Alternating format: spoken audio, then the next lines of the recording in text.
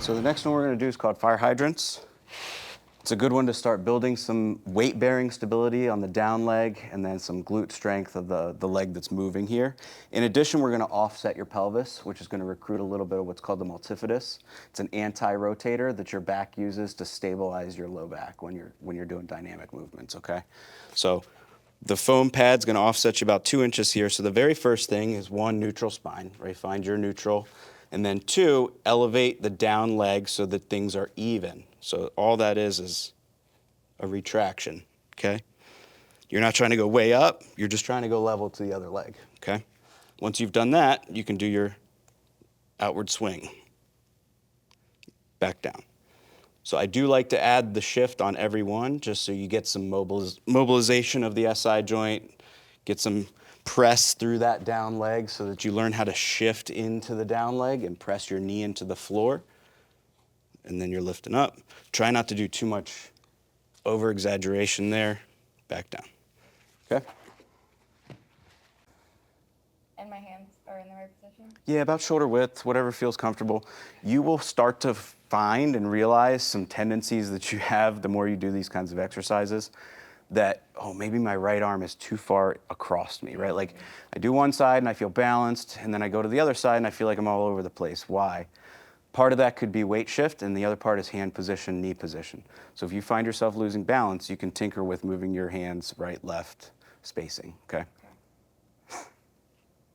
Good, so we'll level things out to start. So that's a bit too far, so you can sink back down more into that neutral. It's going to be about right there, maybe even a little bit less. Good, and then from there, you'll try to lift this leg up. Perfect. Yep, so that's going to happen in this area. From there, leg will swing out. Nice strong glute contraction at the top there. Back down, and then to the floor. Okay?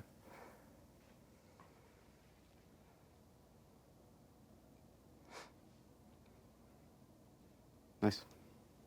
So this is something as you get better at it, progress with a band, throw something around the thighs here so that you get some resistance on the way out. You can also maybe do an ankle weight on that down side of the pelvis so you get a little bit of resistance on the retraction as well.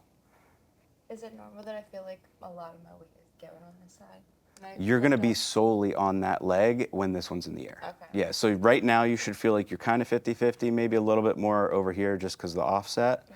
Once you level things out, you're 100% weight bearing on this leg. Okay. So that's part of the exercise is teaching yourself how to do that, right? How to press this knee into the pad enough that you can get lift off on this side, right? Perfect, yep. And then swing out, back down. Nice.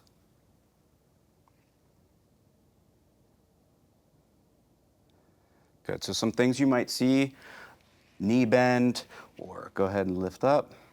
As you go out, you may want to flex higher, which would cause some side bend here.